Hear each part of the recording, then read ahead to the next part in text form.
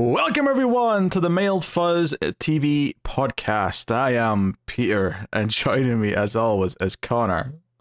Just smooth intro as ever. That was smooth.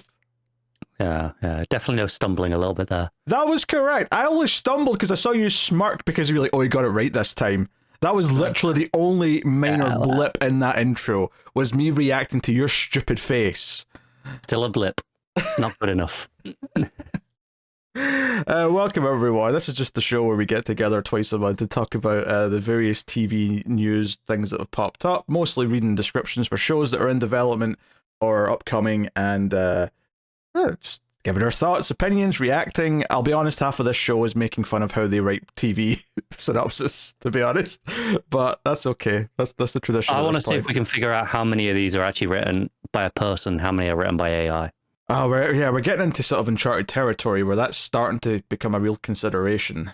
Because a couple of years ago, it would have just all been people. Yeah. But now it's I'm willing to bet they're not anymore. Not all of them. No. There is a couple here, though, where instead of just giving like the synopsis that's been provided to them, Deadline have kind of described it themselves in sort of like a first-person way, and I wonder if it's because it was so shit they thought, oh, we need to make this sound better, so we'll just sort of reiterate it. We can't republish that. Yeah. So they're editorializing a little bit. But yeah, we'll get into it. There's the renewals, there's cancellations, some premiere dates, and just a lot of TV news. I mean, there's a fair bit of like cast have been added to something that we've not talked about before, so it felt worth putting them in and saying, hey, this is a thing that's happening. Some of them are interesting, not all of them, but some of them are. So yeah, we'll get into things. Also, Connor was like almost dead between this episode and the last episode. He went to the hospital and everything. It was rough, yeah. I had my fingers crossed, but unfortunately my prayers were not answered. Yeah, maybe next time. So we'll get into the news, shall we? All right, renewals. I'll just sort of list these off. I don't have really much to say. Half of these I've never heard of, and that tends to be what happens with these renewals and cancellations. But first up, Lord of the Rings, Rings of Power has been renewed for Season 3 by Amazon Prime. You've heard of that one, I hope. I've heard of that one. I watched the first episode of it. It was tedious. I'm halfway through Season 2. I'm enjoying it, but like I've just not been... I haven't got the drive to finish it yet, but I will. It's not bad enough that I'm like, oh no, I'm never watching that again.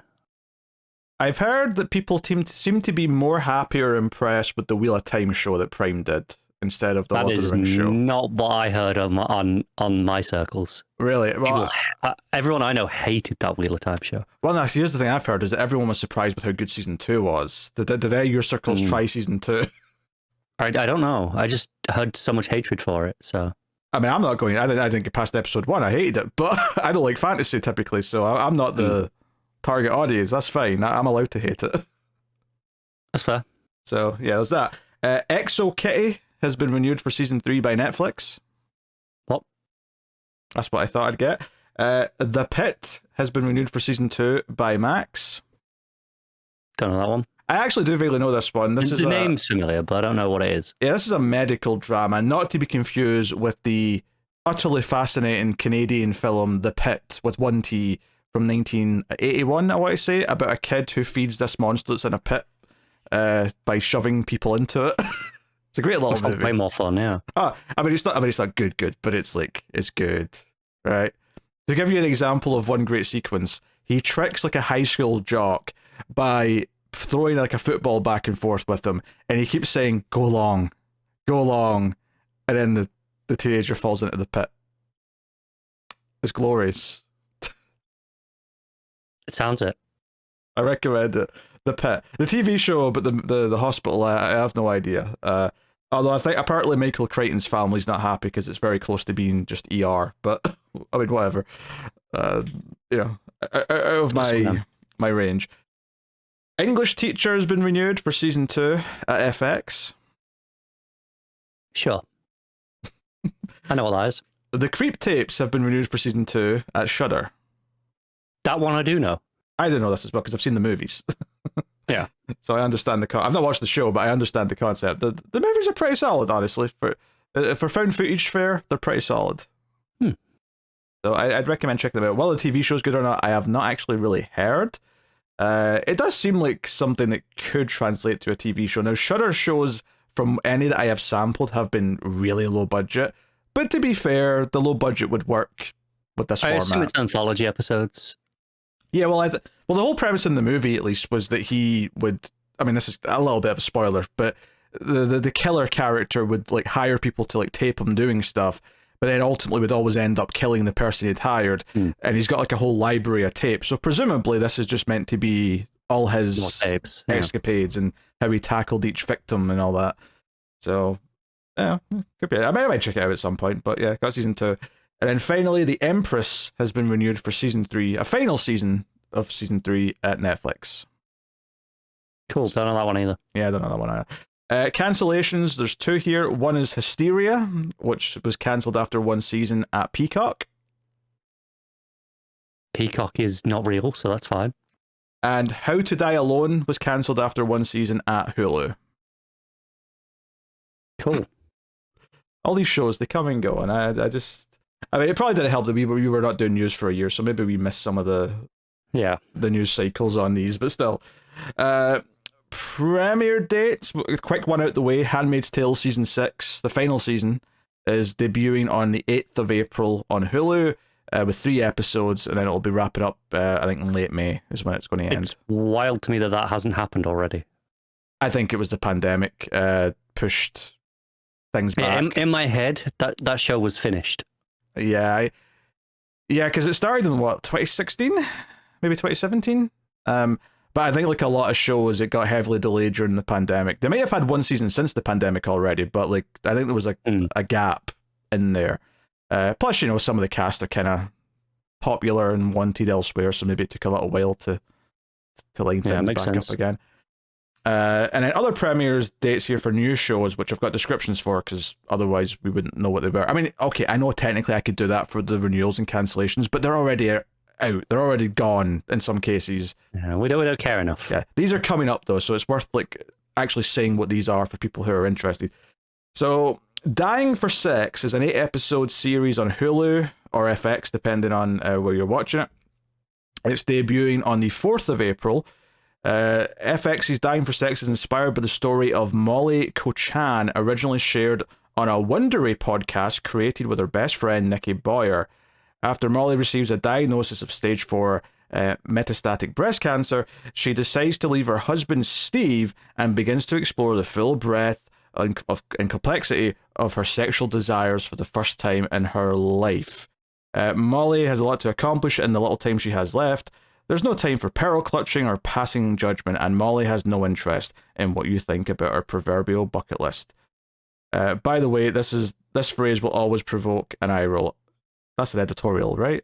Or is that in the description? That can't be in the description. What? In parenthesis, it said, by the way, this phrase will always provoke an eye roll. That must be editorial. It must be.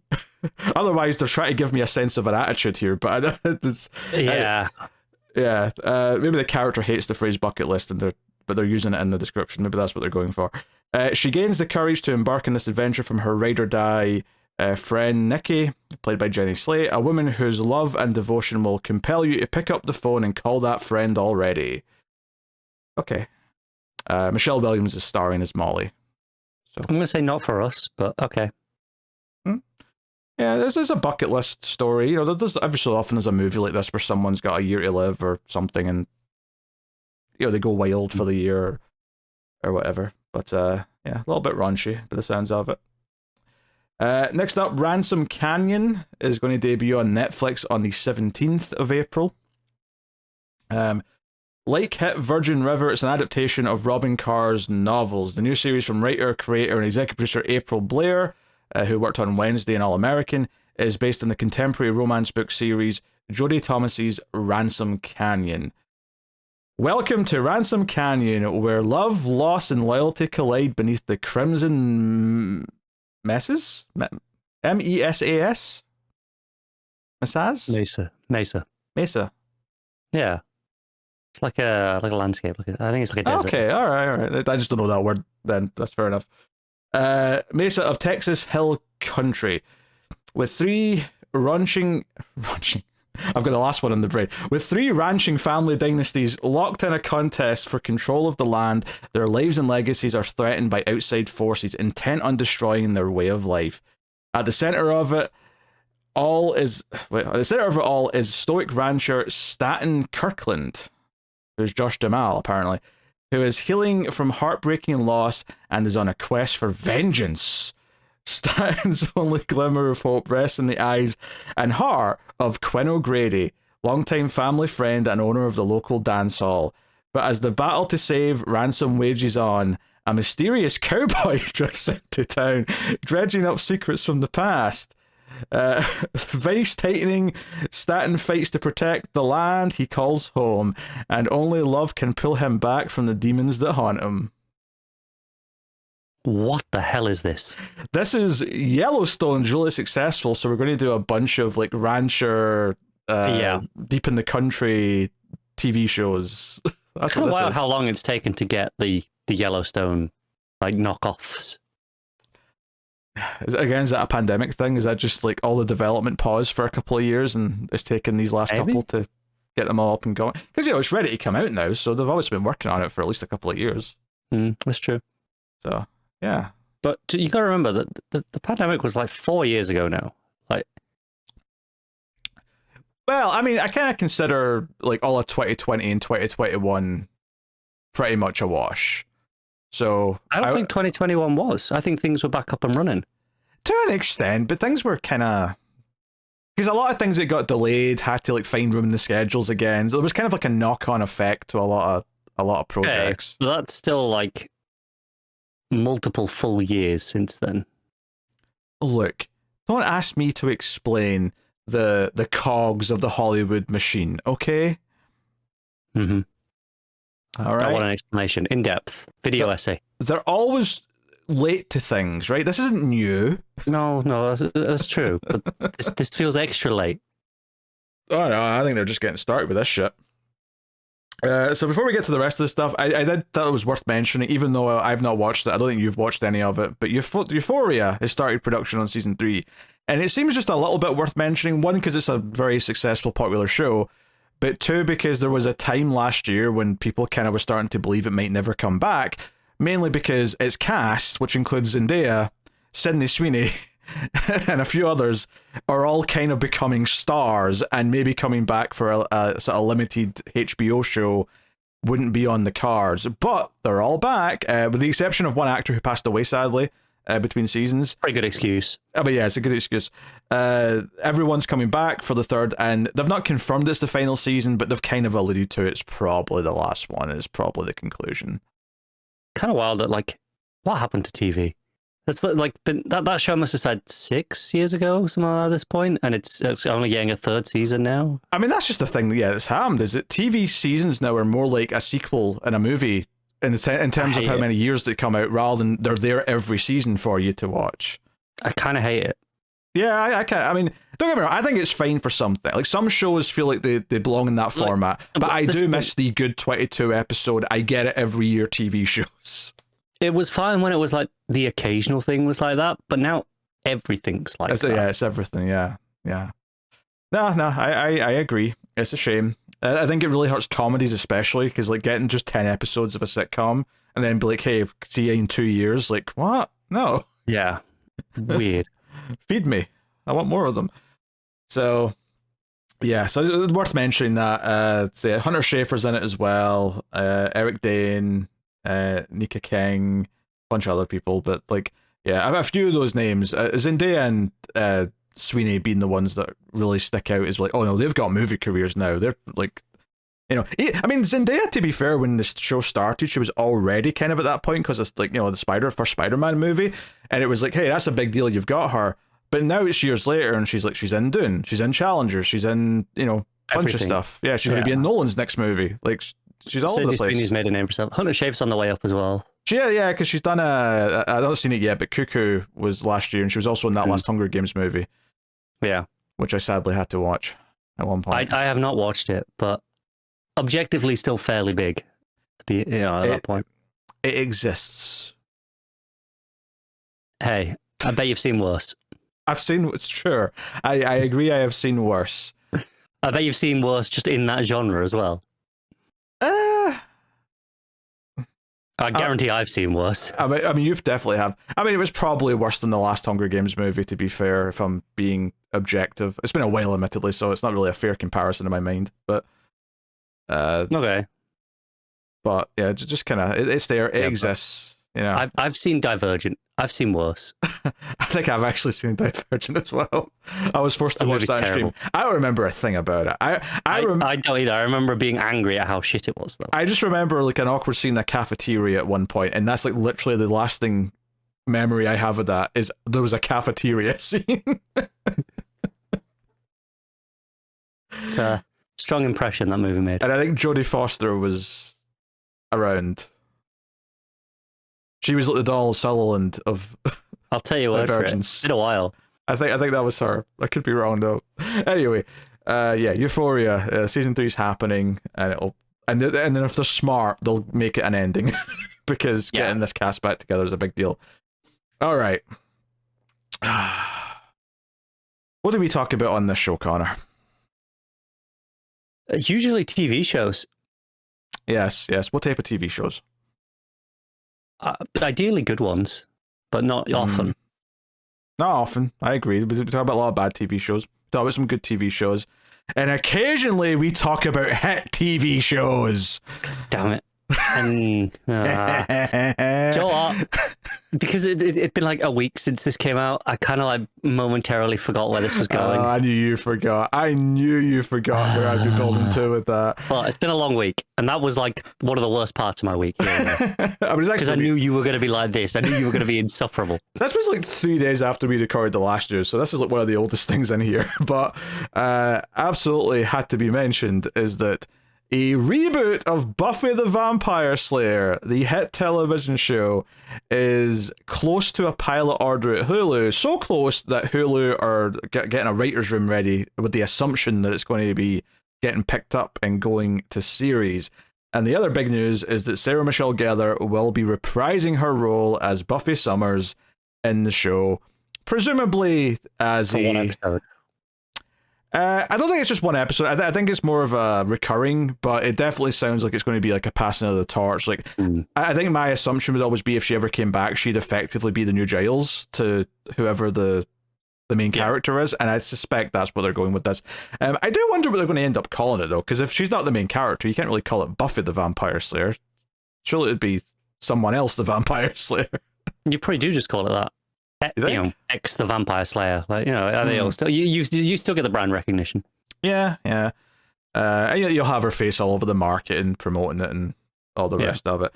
So this has been in the works for a while. There was actually a previous reboot announced like 5-6 years ago that kind of fell by the wayside, and then this one is Chloe Zhao, who's an Oscar winner, who's a big Buffy fan apparently, is going to direct the pilot and produce it. With Nora and Lila Zuckerman, who worked on Poker Face, writing it.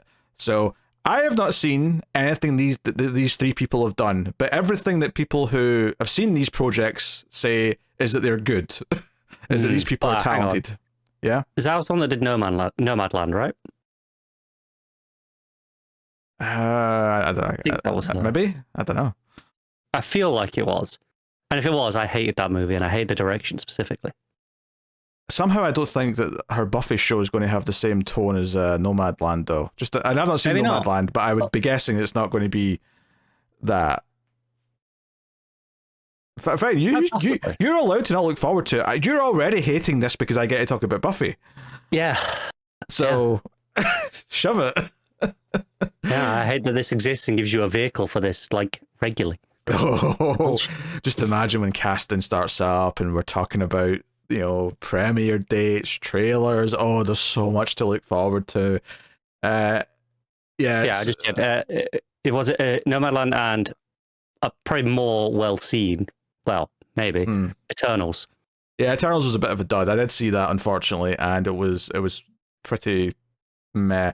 That said, though, I'm not going to critique a director for turning out a mediocre movie under the MCU umbrella.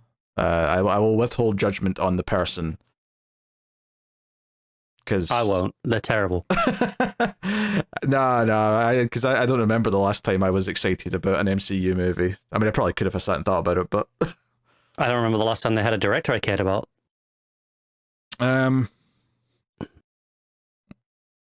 Genuinely. Good question. But speaking of, that new Captain America movie's getting pretty rough reviews. They just came out today. Is it out? I think it's out the next week.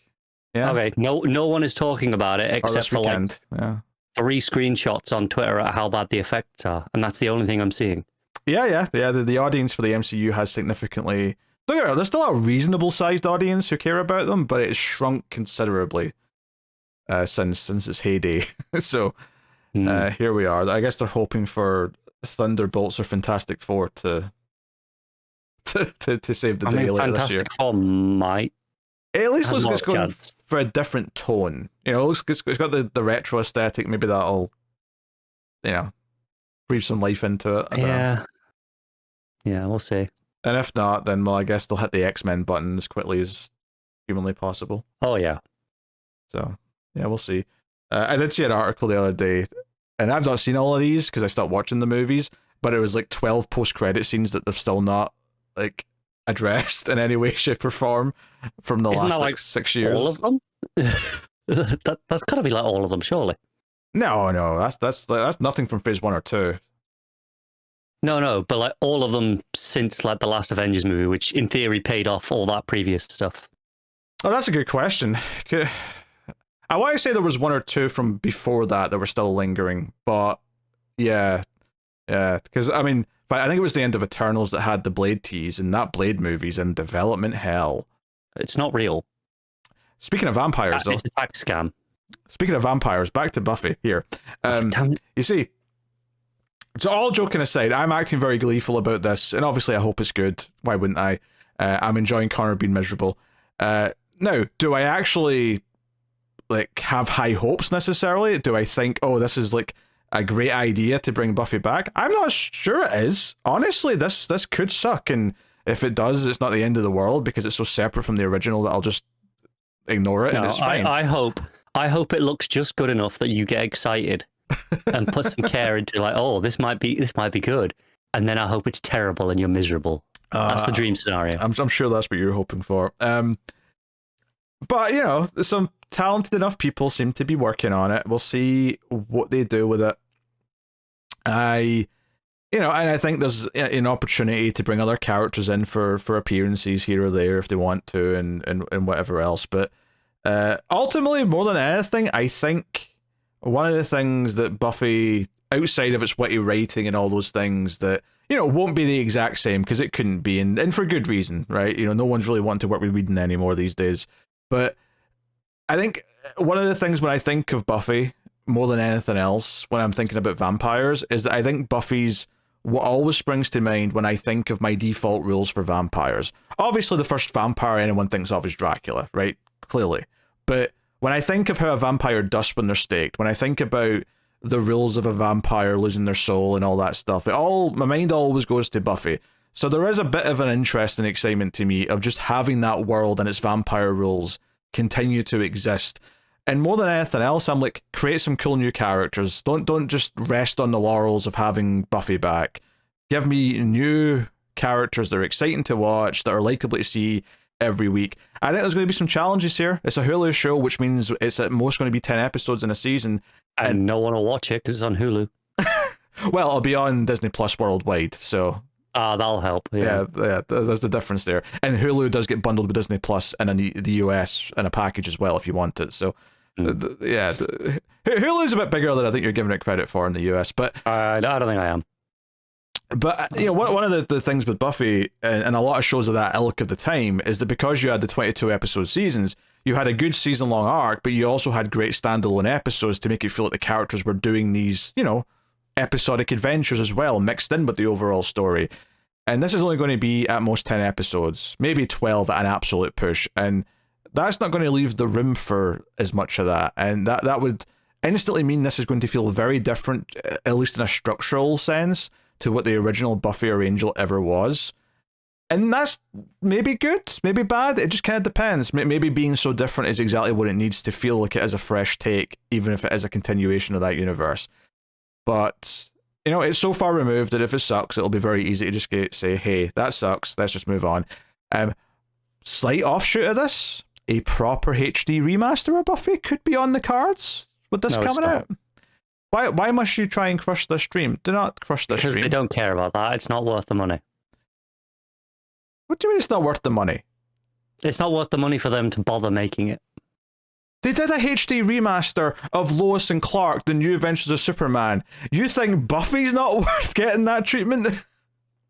I'm saying I don't think that paid off for them necessarily with Lois and Clark. It's not about... They learned that lesson and went, nah, this isn't worth it.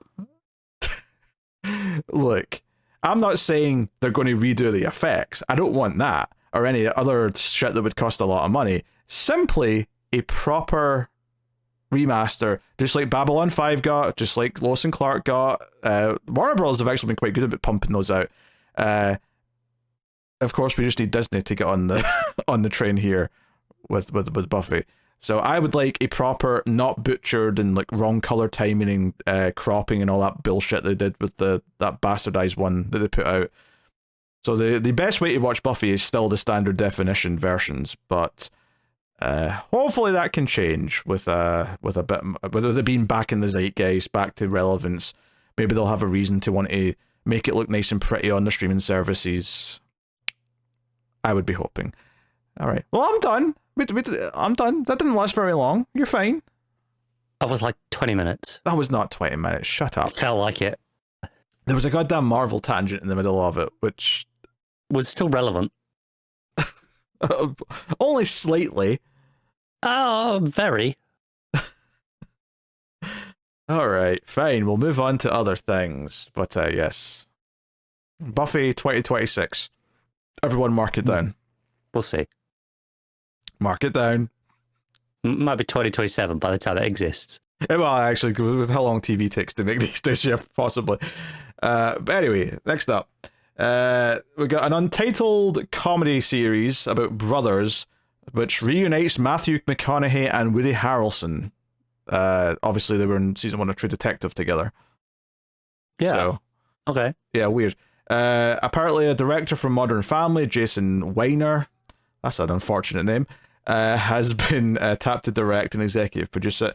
It's an untitled 10-episode, half-hour comedy that reunites the two actors who play heightened versions of themselves in a heartfelt odd couple love story revolving around the strange and beautiful sibling-like bond that Matthew and Woody's close friendship is tested when their combined families attempt to live together on Matthew's ranch in Texas.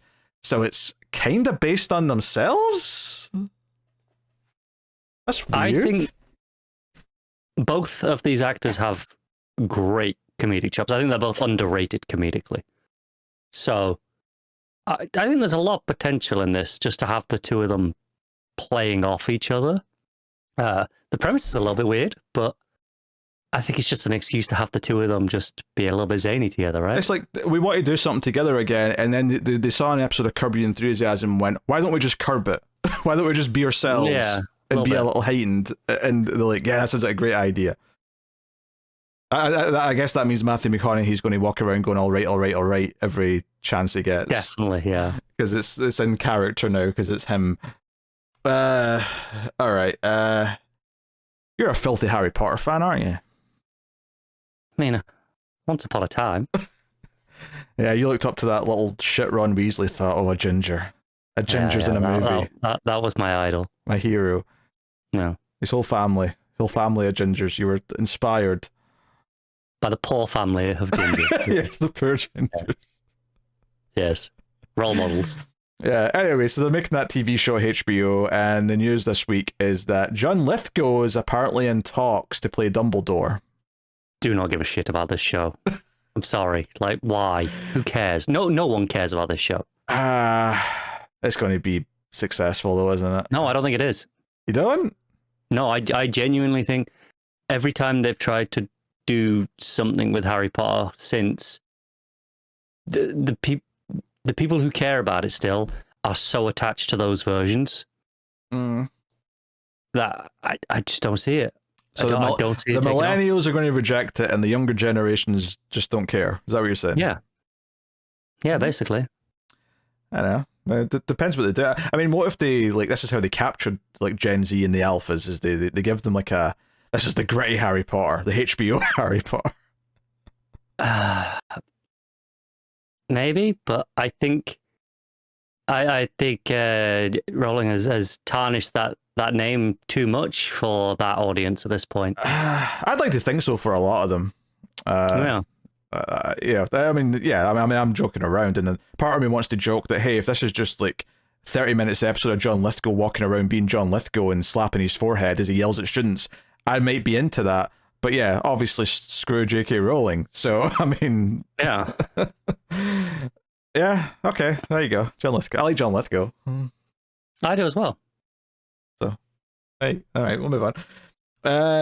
Next up, we have Ellie, or is it just Elle? I've not seen it.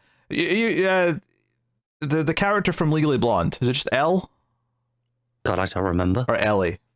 I haven't seen that movie in like 15 years. Well, they're doing a prequel. You're about to learn a whole lot more about it. Oh, of course they are. Amazon, MGM Studios, and Reese Witherspoon's Hello Sunshine have cast Lexi Minitree. I think that's how you pronounce that. And she's going to play Elle Woods, the lead in the Legally Blonde prequel series, which I assume they're just going to call it Legally Blonde, but they didn't specify that here. So it follows her in high school as we learn about the life experiences that that shaped her into the iconic young woman we came to know and love in the first Legally Blonde film. Yes, before she even goes to law school and pursues law. Like, yes. Is this going to be like a... And this is not a knock on this show, what I'm about to compare it to, but is this them going to try and Veronica Mars this by like having her like do legal thing, like a cafeteria courtroom in high school where she's like, oh, they've got some yes, it is quirky student who pretends to be a judge and she has to argue why someone's not guilty of pissing in the... Oh, this is going to be terrible, isn't it? I can't say I'm optimistic. I mean, I have no attachment, or I've even seen all of either of the movies, so yeah, I don't care. I don't care, but yeah, I don't particularly either. Sorry. Yeah, all right. Netflix has set Jeremy Strong to star in The Boys from Brazil. This is the Ira Levin Nazi conspiracy novel being adapted as a TV series by Peter Morgan, who will be executive producing it alongside Suzanne Mackey of Orchard Pictures. It'll be the first series role for him since Succession, which obviously was a big hit. So here's this was a movie that was actually made into a book that was made into a movie back in 1978. The movie was directed by Franklin J. Schaffner. Strong apparently is going to play the role of Lieberman. That is a famous Nazi hunter that Laurence Olivier played in the film. He's drawn in to investigate a conspiracy spun to him by a young Nazi hunter who was played by Steve Guttenberg in the original movie. Lieberman is highly skeptical of the young man's claims that notorious Dr. Josef Mengele is in Paraguay, starting on a diabolical plan to re-establish the Third Reich through a cloning plan put in place after Germany lost World War II. When the young Nazi hunter is killed, Lieberman heads to Paraguay to uncover the truth that turns out to be horrific. Gregory Peck played the bad guy in the movie. Quite a cast. Yeah, I actually am surprised I've not heard of this movie because it's got a lot of big names and the plot sounds quite interesting, to be honest. Cloning! I wasn't expecting Nazi cloning when I started that description. You should always expect the Nazi cloning. I mean, I'm not against something about killing Nazis. No, me either. Yeah, why not? I don't know why it's called The Boys from Brazil. I'm sure that'll become something that's clear when you actually experience the whole story, but... I'm sure it's relevant. I'm sure it is, yeah. Okay, that's interesting. I have to admit, I'm more interested in going back and watching this movie than I am checking out this Netflix show. That's because it's a Netflix show. That's because that's exactly why. Yeah, it's a Netflix show. But still, it piqued my interest in that sense. I want to go watch the movie now. Yeah, so, it's doing something. Is the movie on Netflix? I mean, it should be by the time it comes out. If it isn't, they've missed a step somewhere. All right, next up. So MGM Plus are doing a Robin Hood show, and the news this week is that they've cast Sean Bean, Double sold, to play the Sheriff of Nottingham. So that's what he's going to do. He's playing that. in Nottingham. Wow. Nottingham, whatever. Yeah, but that was weird. That was very American of you. Nottingham. I don't know.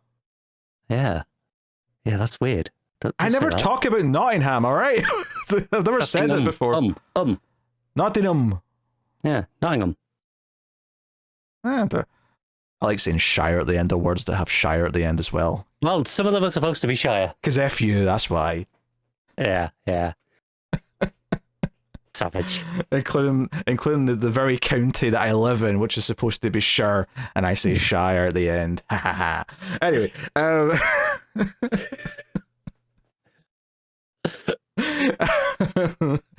alright, so yeah, this is from Lionsgate TV and Shona John Glenn. Robin Hood is described as a sweeping romantic adventure, a modern take of the classic tale that brings historical authenticity, psychological depth, and a heightened focus on the relationship between Rob and Marion.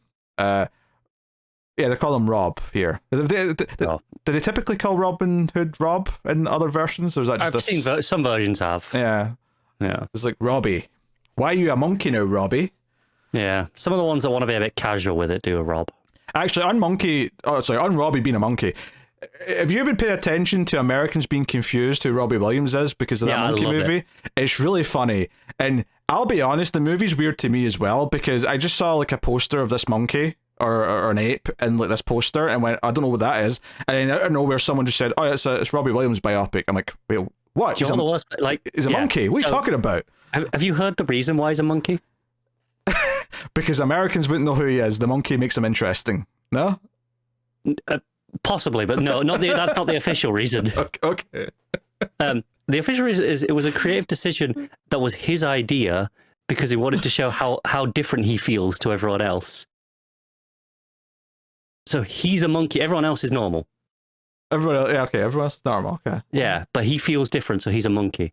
And so I've heard lots of good things about this movie. And I was like, all right, it can't be that good. And then I saw a clip from what I assume is actually the third act that they were hiding from all the trailers, but I think it's out on digital now, so things are going around online. And okay, I'm interested, and I hate to admit it, because I've been saying for months, like, nah, there's no way the stupid monkey movie about Robbie Williams is good, and it might actually be good. That pisses me off. I would love to know what the decision to make him a monkey, like how much the budget had to go up to accommodate that one thing, because that has to be a lot of the budget. Right. Having seen this moment from the third, anyone who's seen this movie will know what I'm talking about, or if they've seen the clip on Twitter, they'll understand why I'm going to say this is, it's expensive. It looks expensive. Not just because of him being the monkey. There's some stuff in there that's, wow. That does not look cheap, and I am impressed. Yeah. Oh, and it bombed spectacularly, of course. Obviously, because no one knows who Robbie Williams is outside the UK. Which to be honest, under a certain age now, I'm not sure people in the UK know who Robbie Williams is. I think they know who he is, but I think if you are not a middle-aged woman or older, you probably don't care as much. That's probably true. That's probably true. Part of the reason I was adamant that I wouldn't see it, and I'm like, no, is because my mother is like most women of her age, is a massive Robbie Williams fan to a concerning degree. And I had to put up with listening to a lot of Robbie Williams when I was younger, but I got a bit sick of it. So I was like, no, I'm not going to watch this movie. I might have to watch the movie. And now your mother's discovered a new kink. That's not my concern. I don't feel bother enough to worry about that. All of a sudden, she's a furry. Yeah, if that's true, that probably goes for like half the mothers in the UK right now. Let's be honest. Anyway, this is how interested I am in this Robin Hood show. By the way, there's like 2 more paragraphs of describing this thing. Tell me about Robin Hood. I like Robin Hood. All right, in the series following the Norman invasion of England, Rob, a Saxon forester son, and Marianne, the daughter of a Norman lord, fall in love. You know, my dad's name was Norman, so this is really weird to read this. This is a lot earlier than Robin Hood stories usually take place. Fair enough. They fall in love and work together to fight for justice and freedom. As Rob rises as the leader of the band of rebel outlaws, Marianne infiltrates the power of the court, as both work together to thwart royal corruption and bring peace to the land. Bean will play... I love to just say these lines. They always do that with actors, but because all I can think of is Mr. Bean, it sounds ridiculous to just read. Bean will play the Sheriff of Nottingham, who is envisioned as a statesman, a strategist, and a builder of Nottingham itself. A loving father, a politician, and a cousin to King Henry II. He navigates the dangerous tides of power, facing not only an outlaw in the woods, but also the ambitions of Eleanor of Aquitaine and the Norman barons that surround him. Oh, this is this is a good couple of generations earlier than Robin Hood stories are usually set, which I find very interesting. Cunning and pragmatic, he is a man who rules with an iron hand, not out of cruelty, but an unshakable belief that the law, as Normans see it, must be preserved. End of description. I'm into this. I could not give less of a shit. I'm very into this. I like Robin Hood. I like that time period. I like moving it a little bit earlier. I like Sean Bean. I was tricked into seeing a movie because it was directed by Ridley Scott and starring Russell Crowe, and it was one of the most boring things I've ever sat through on a cinema. So it's a very boring version of Robin Hood. I'll give you that one. Yeah, I'm good. All right. Yeah, it's not the best version. They're doing an Apple TV series based on Cape Fear, which has already had 2 movies, of course. There was one in the 60s, which was going to be Hitchcock, apparently, originally. But he ended up dropping out, but he did do the storyboards. J. Lee Thompson ended up directing it. And then there's a 1991 remake made by Martin Scorsese starring Robert De Niro. It's a 10-episode series. It's been greenlit. The news this week specifically is that Amy Adams is signed up to be in it, and she's going to play the wife of the main couple. They've already announced that Javier Bardem's going to play the villain. So yeah, it's described as a tense Hitchcockian thriller and an examination of America's obsession with true crime in the 21st century. In Cape Fear, a storm is coming for a happily married set of attorneys, Amanda, played by Adams, and Steve Bowden, when Max Cady, played by Bardem, a notorious killer from their past, gets out of prison. So I've not seen any versions of Cape Fear, but as I understand it, in the 91 version, De Niro's the prisoner who comes out and starts like hunting the lawyer who put him away. And that's the basic premise of it. It's been on my to-watch list for like literally decades at this point. I just keep not getting around to it. But because I'm assuming it's very long. I don't think it's... No, this is before Scorsese started making 4-hour movies. Is that before the long? Yeah, this is like 1991. This is like... He was doing some normal length movies back then. See how long it is. I guess it's 2 hours. I just assumed it was longer than that, but no, 2 hours, 8 minutes. That's fine. 2 hours, 8 minutes. That's all right, yeah. Yeah. So it's on the to-do list. Back when there was still someone editing his work down.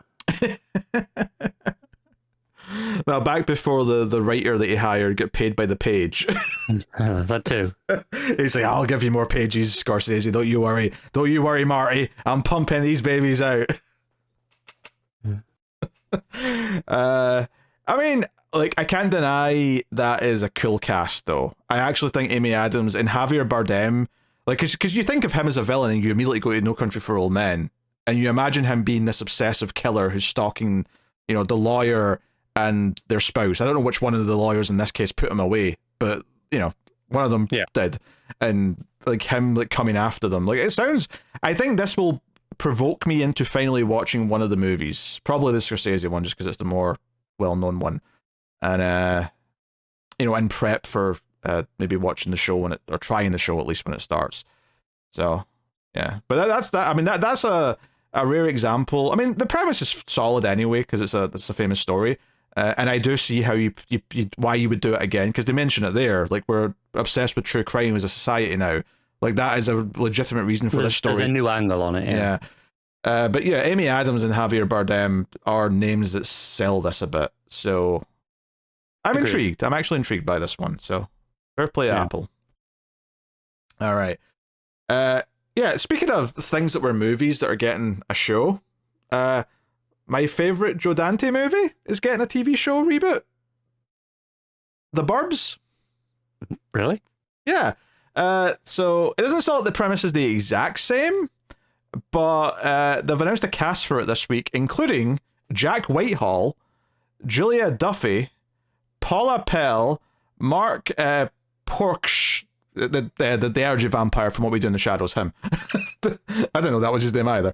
And Kapil Tallwalker have joined the Peacock series. Oh, never mind. The Burbs. No, that's not. The lead to the show's Kiki Palmer, who was already announced, who I do like, to be fair. Yeah, she was in Scream Queens and she was in Nope.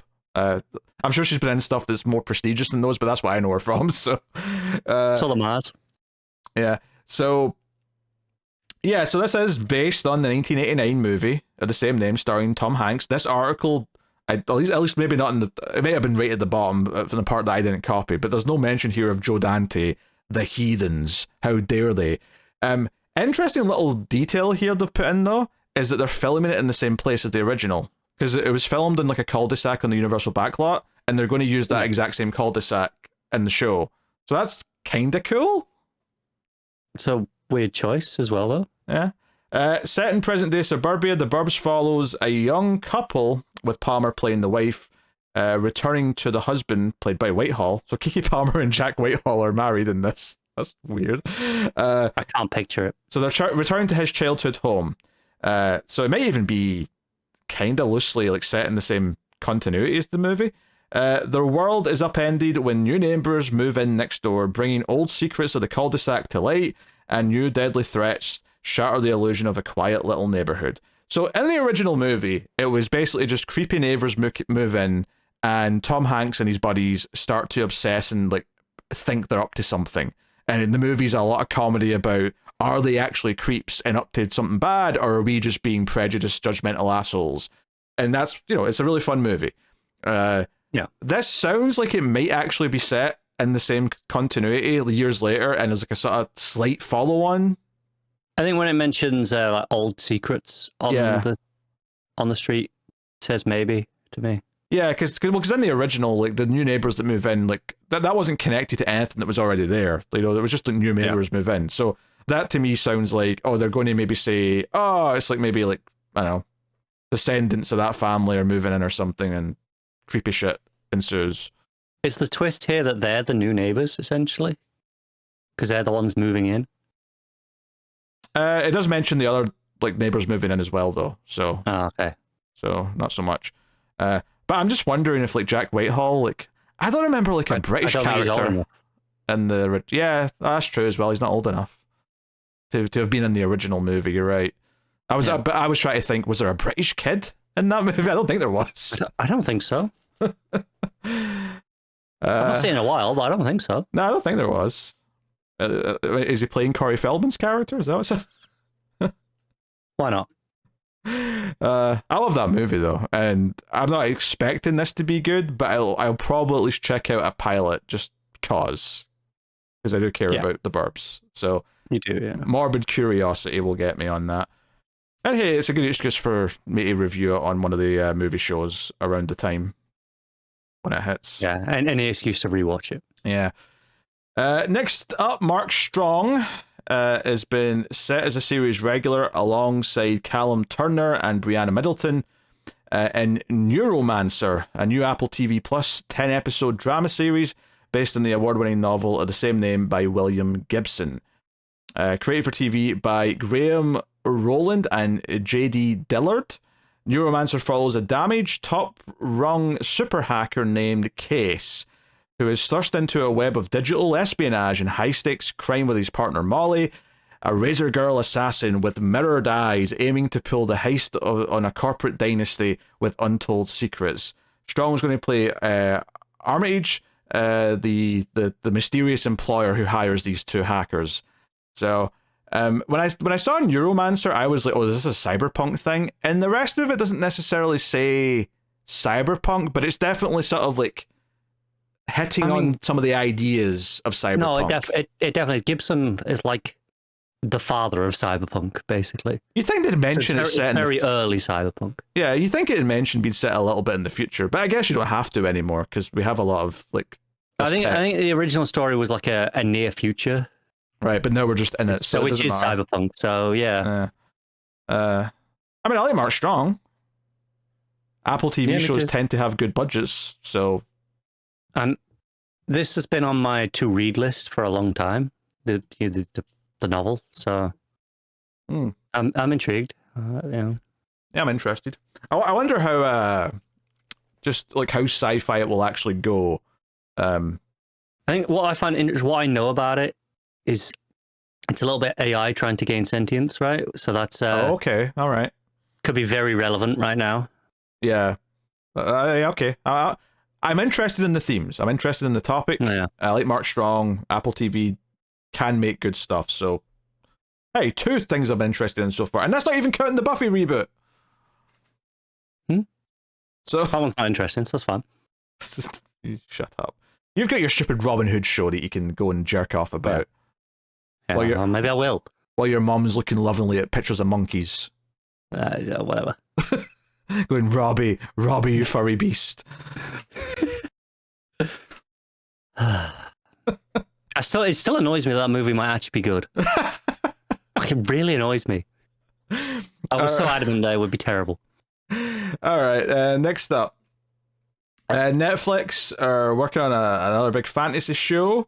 It's called The Forgotten Realms, a live-action Dungeons and Dragons series, which they're got in the works. They're prepping this. It's coming from producer Sean Levi, who of course worked on Stranger Things, and writer-showrunner Drew Crivello, who worked on We Crashed, as well as Hasbro Entertainment, who own Dungeons and Dragons.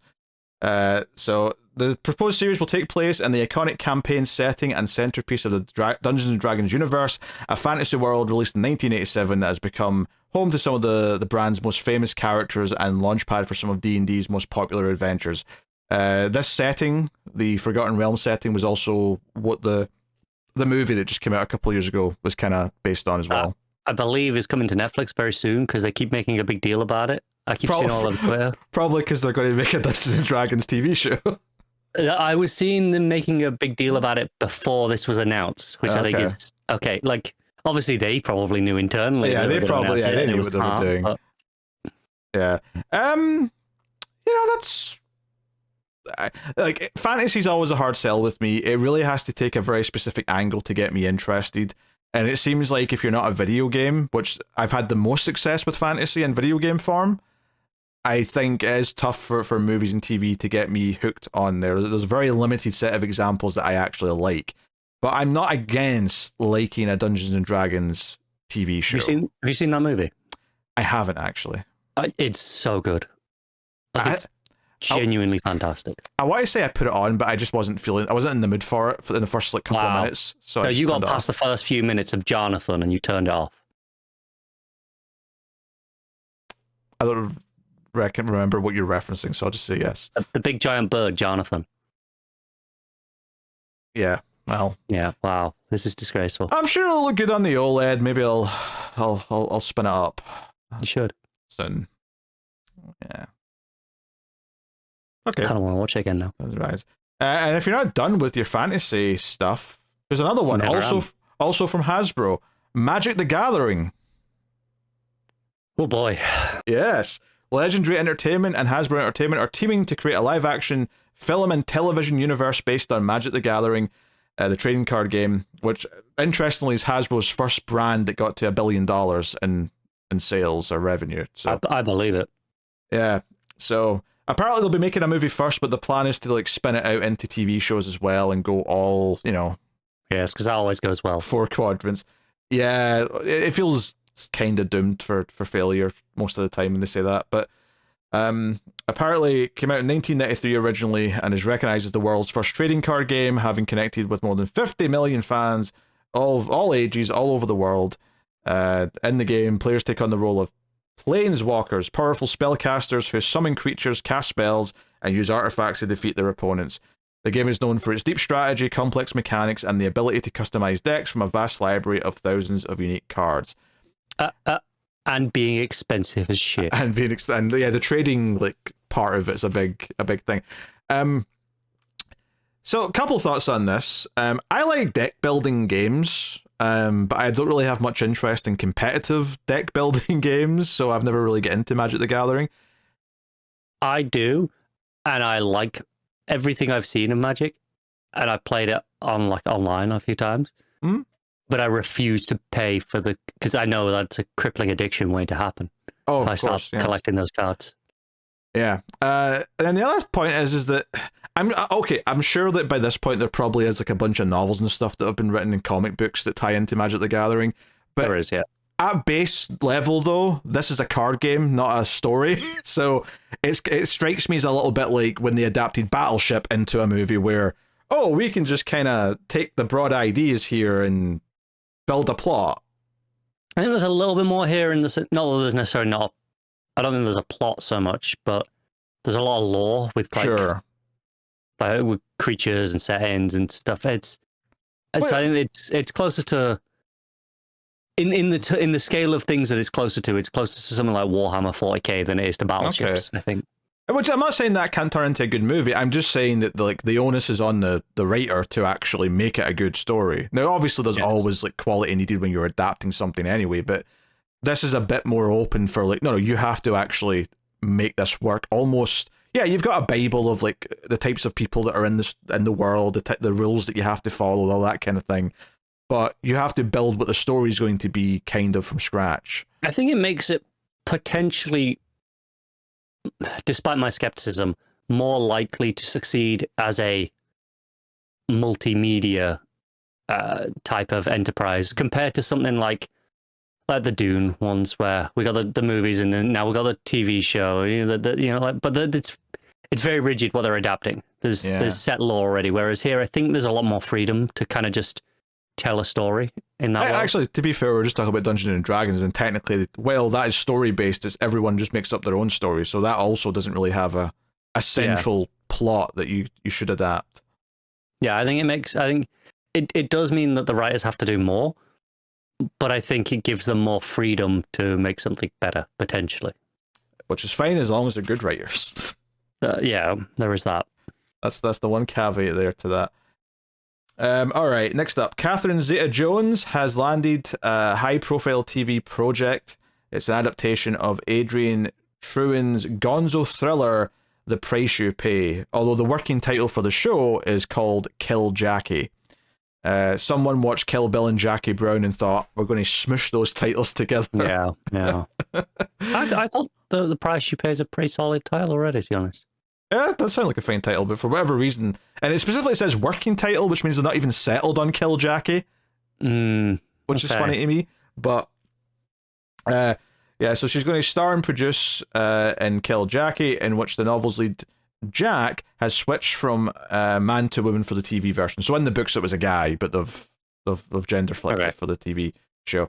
In Kill Jackie, which will roll cameras next month, Zeta-Jones is Jackie Price, who has lived a wealthy, luxurious existence for the last 20 years, traveling the world, selling fine art using sophisticated tax loopholes, and above all, trying to stay anonymous after escaping a dangerous past as an international cocaine dealer.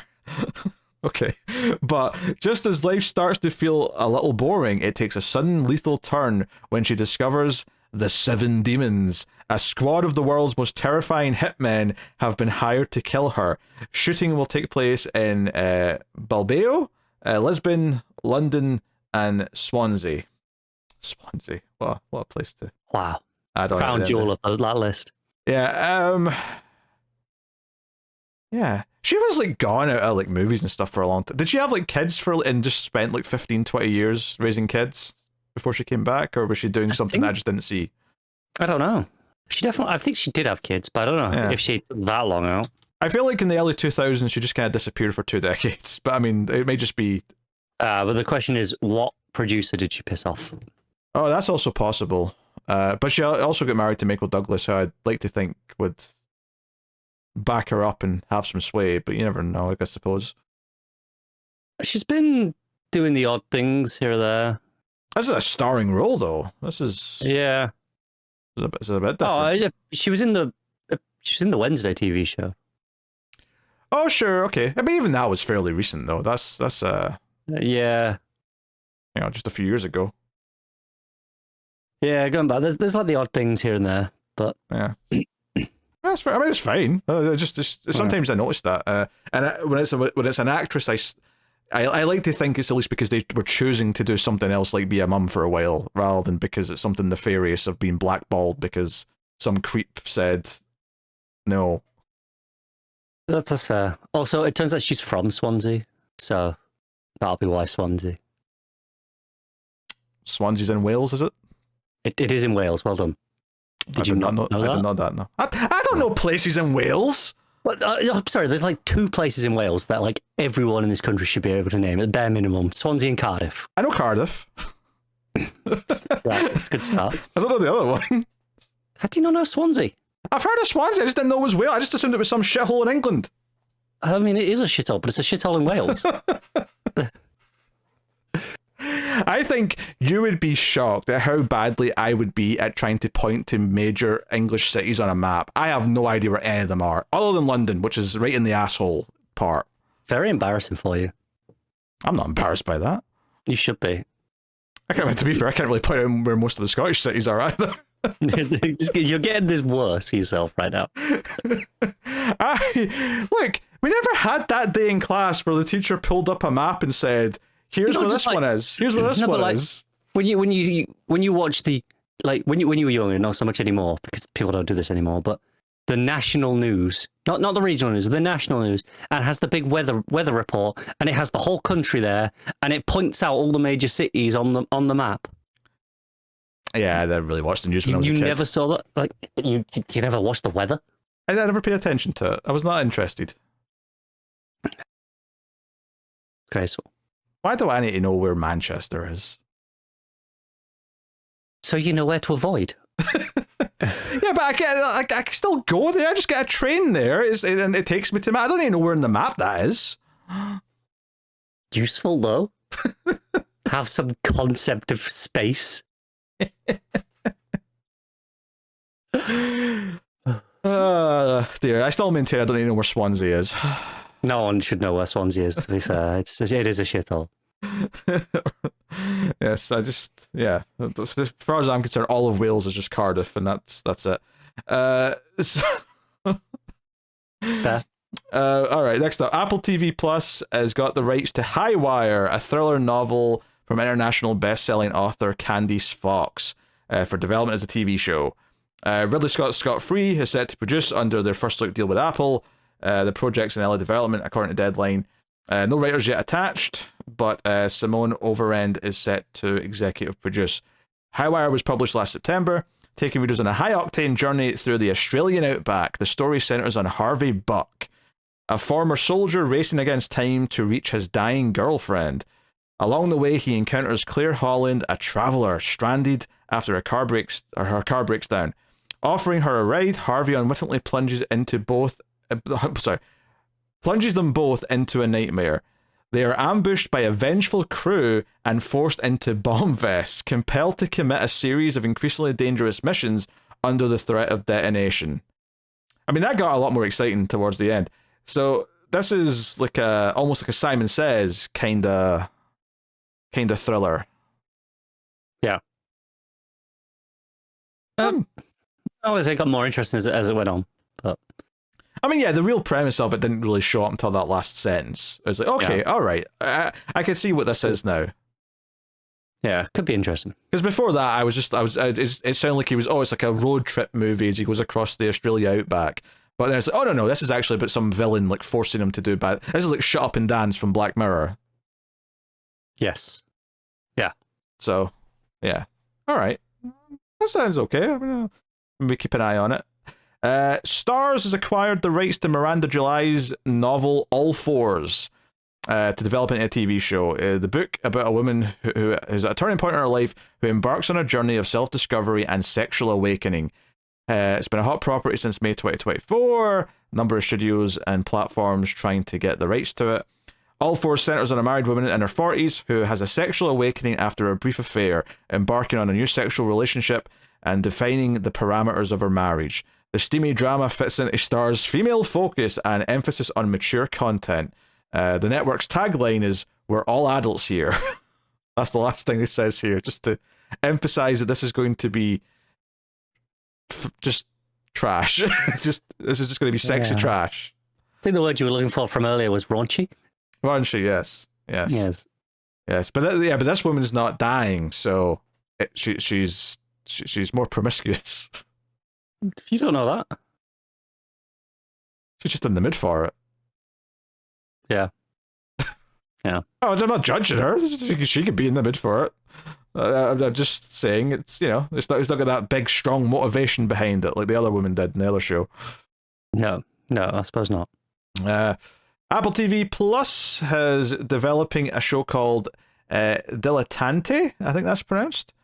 A series starring Jeff Daniels as a character that will get a lot of the New York media circles buzzing, apparently, because it's loosely based on like a... I'll explain. So the project's from Burbs TV and Berlanti Productions. It's inspired by Dana Brown's memoir about working for former Vanity Fair editor Graydon Carter. Written by Brown and Julia creator Daniel Goldfarb. Dilettante is described as a fictionalized coming-of-age story set in the glamorous and cutthroat golden age of magazines in 1990s New York. Describing the 90s as the golden age of anything's warping my brain a little bit. That's wild. Yeah. Daniels will play a fictional magazine editor that is certain to draw parallels to Carter, the way another work of fiction about a young assistant to a powerful New York magazine editor. The movie Devil Wears Prada basically is just comparing this to like Devil Wears Prada, like some young guy is going to be working with him. It also mentions here that Jeff Bridges previously played a character loosely based on this guy as well in the 2008 movie How to Lose Friends and Alienate People. So apparently this editor from Vanity Fair is quite the character because he's inspired a few different movie characters or TV characters. So, I mean, Jeff Daniels is good. I don't know what to make necessarily. Like, what's the tone going to... Is this going to be... Like, I'm almost... And I think it's just because it's Daniels, but I'm almost imagining the newsroom and him, like, barking out orders to, like, all these... Like, his writers and whatnot. Yeah, it could be good. But it's... I'm a little bit concerned, this will get the New York press scene excited. I'm like, okay, but what about the rest of us? Right. Very niche audience you're marketing it out there.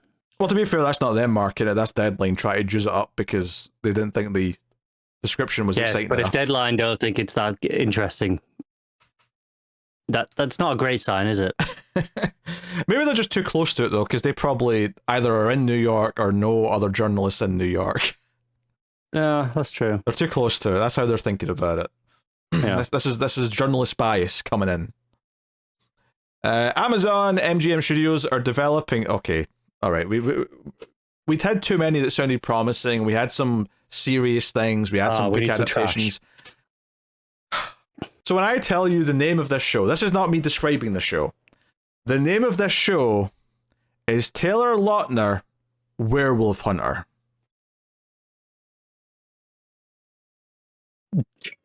No, it's not. It is.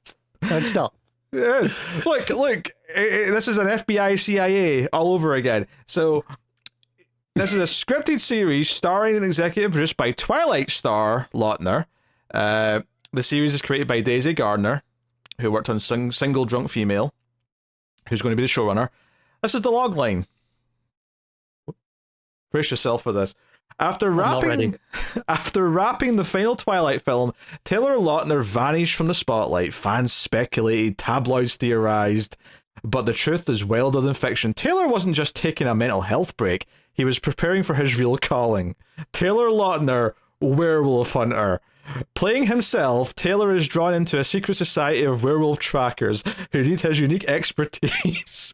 As he navigates his double life, Hollywood actor by day, supernatural warrior by night, Taylor must wrestle with the ultimate irony, fighting the very creatures that made him famous. Between saving the world, reviving his career, and falling in love, he faces the ultimate question: what happens when your biggest role becomes your greatest enemy? This isn't real. This isn't real. No. This is the most... I don't know if this is genius or if it's pathetic, because it's like he's clinging to werewolves because that's what he was known for from Twilight, but it's like a meta silly... This is another Curb. This is like, oh, I'm going to take my werewolf stuff and turn it into a Curb Your Enthusiasm drama. I can't. This is not real. Taylor Lautner, werewolf hunter. I think they took inspiration from Abe Lincoln, Vampire Hunter. You know what? I think they probably did. Yeah. I think that's what the title's probably... That obviously amazingly well-regarded movie. Well, that's a good point. So yeah, this is Amazon MGM Studios. That doesn't necessarily mean it'll be a Prime thing, but they probably get first dibs at it, I imagine. Yeah, probably. Well, MGM have their own thing as well, don't they? Yeah, there's MGM Plus, which it's weird that that's still around, to be honest, given that Amazon own MGM now. But I mean, yeah, I don't know what to say to that. It's the most batshit description I think I've read in quite some time. How do we go on after that? I don't think the title's quite as stupid as FBI CIA, but the premise is more wild, for sure. Yeah, I mean, he's a terrible actor, so I have no interest in watching him trying to lead a show. Pretend to be a good actor. Yeah, he's going to try and act as himself, and then act when he's like acting. I don't know. I just I see disaster. I need to see it. I'm almost expecting just to read a report that he fainted on set because his head couldn't handle the layers of the performance that he was trying to juggle. That's what I think. All right. HBO is developing The Band, an hour-long dramedy starring Ben Stiller, which is rare for him to be a star in a TV show. Comes from Media Res and Stiller's Red Hour Films, the companies behind Apple TV's shows The Morning Show and Severance, which it makes sense Severance is listed there because Ben Stiller is one of the, he directs episodes. He's like, he's, I don't know if he's a showrunner, but he's... More importantly, it's kind of hot right now. Oh, it's very hot right now. Yes, very good. Check out my most recent review, which went out yesterday, everyone. You're welcome. I literally heard people, just people in public talking about it today. Like random people. Like, it's hitting. It's broke the barrier. Yep, it's broke it through that zeitgeist bubble. So, created by Sarah Violet Bliss and Charles Rogers, co-creators of the acclaimed TBS Max comedy Search Party, which I did hear people... Tim liked that show. Yeah, I remember Tim talking about it. The Band offers an inside look at the music industry centered on Oscar, played by Stiller, a pop... I don't know this word. Impresario? Impresario? Yeah. You know what that means? No, I'm just guessing what the word is. I can tell what you're trying to say. I assumed you might know it because it's a musical word and you studied music, but fair enough.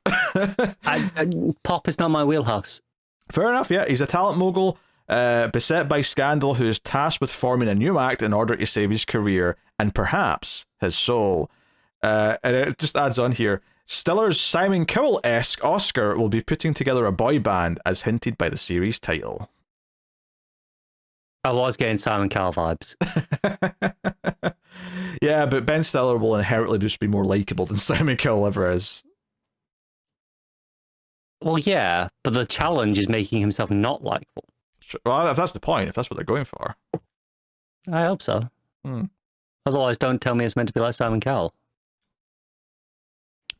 Final news story of the episode.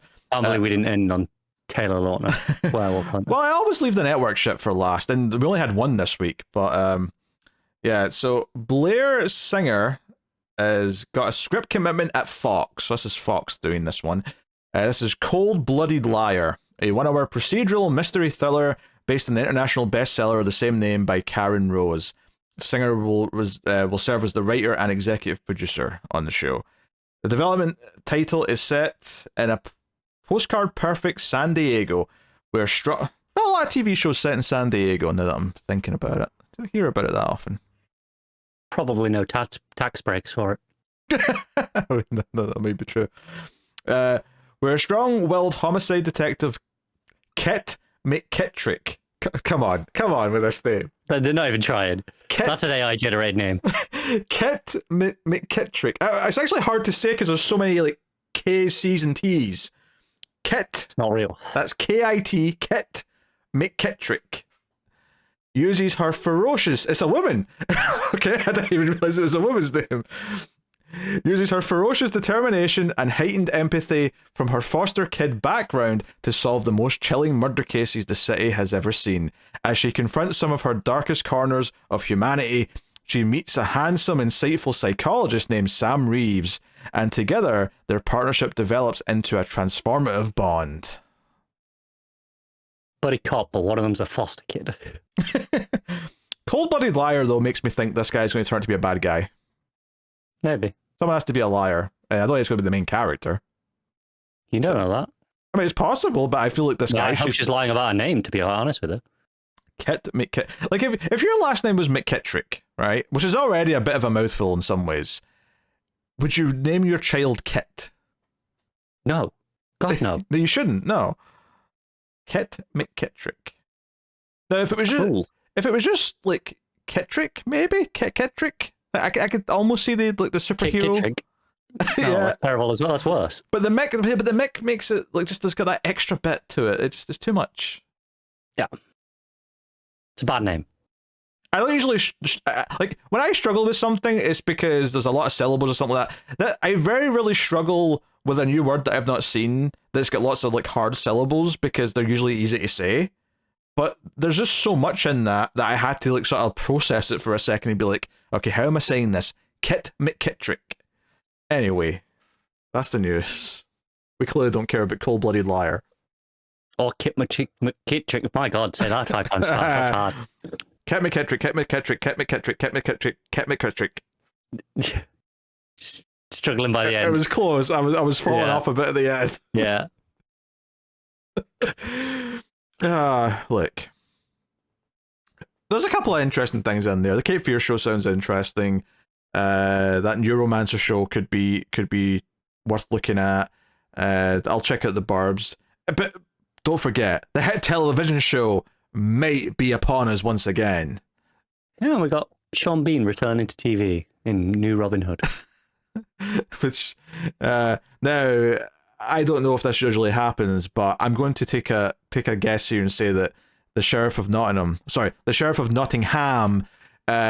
he's probably going to snuff it at the end of the season because Sean Bean always snuffs it. Yeah. He does. Also, Nottingham's nowhere near Sheffield. Yeah. Sean Bean has a very distinctive Sheffield accent. Oh, that's where you're going with that. I was like, what's Sheffield got to do with Robin Hood? But that's your point. Okay. Yeah. Yes, but the outside of the UK, no one's going to notice or care. Yeah, but I'll care. That's what matters. Hey, I complained when Constantine had a Welsh accent and like the Americans just, turned their noses up at me.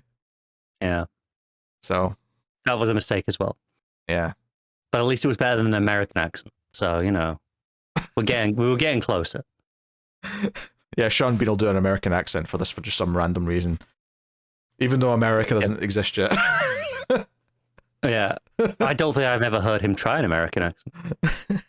I don't know if he's capable of doing any accent other than his own. I feel like he doesn't obviously do a proper American accent. I think he has like a slightly neutered version of his own act. Like I think when you watch him, when you watch The Martian, for example, right, and he's working at NASA, I think he tones it down and it's kind of like closer to ambiguous than his typical thick accent. But obviously you can still tell he's not American. Yeah. It's kind of impressive that he's maintained such a strong accent for like so long. Perseverance. He loves his accent. He doesn't want to give it up. It's kind of a defining trait for him at this point, though. Well, Dying and everything. look at Christian Bale. When's the last time you thought he sounded Welsh? Honestly, every time I hear his real voice in an interview, I'm like, oh yeah, you sound like that. Yeah, he doesn't. The only movie I can think of where he kind of sounds like his real voice is maybe The Prestige. It's the I haven't seen it closest. in so long, I can't remember. It's the closest I think any of his movie characters sound like. Which, to be fair, is a credit to him that he's always doing all these different, accents and stuff, and it working. I don't think he does a lot of different accents, though. He just has. Well, he has his one American accent that he does. Yeah, his typical American accent, but is so good that it's not so good at being something specific, but it's so good at being natural that people have got to the point where they just assume it's his real voice. Yeah, it sounds natural, and it definitely convinces you that he's not from the UK. So, yeah, fair play to him. Fair play. I used to think Colin Farrell was bad at doing an American accent because he was bad at it, but the voice he does for Penguin is actually really good. I think he's the opposite. He needed something specific. He needed to do the New York gangster voice to make it work, and all of a sudden it does work. But when he tried to do a generic, oh no, I'm just Colin Farrell with an American voice, you could hear the Irish slipping through constantly. So that's just interesting. It's very, very variable person to person, I guess, is what we're saying. Anywho, that's the show, everyone. As far as what's going on channel-wise, obviously Severance, like we mentioned, is still going on. Episode 5 of the season just aired. I reviewed that yesterday. X-Files and Person of Interest are both back. They might be alternating week to week, but they are both back. As Star Trek's been coming out every week for the last 2 months at this point. Wesker's throwing up a fur ball behind me, so I'm just getting distracted by that. Yeah, I've just had a cat come in as well. Yeah. So, otherwise, though, check out Male Fuzz Movies, where all the movie podcasts live. Some interesting stuff going on over there. Me and David just finished Airport season this weekend on Collector's Cut, and Bruce Lee season kicks off in 2 weeks' time. So, if you like the idea of some Bruce Lee movies getting reviewed, go over and check out that. But yeah, a bunch of stuff to check out over there. And of course, if you want to support all the content and support this show, you can head over to patreon.com/MaleFuzzTV and support us financially over there. Or if you prefer, you can do YouTube membership. But you get all the bonuses for both channels if you go to Patreon, so I always recommend that. But if you want to do YouTube membership, obviously any help is greatly appreciated. So thank you very much for joining us. We do appreciate it. Keep watching TV. Have you got any vanilla?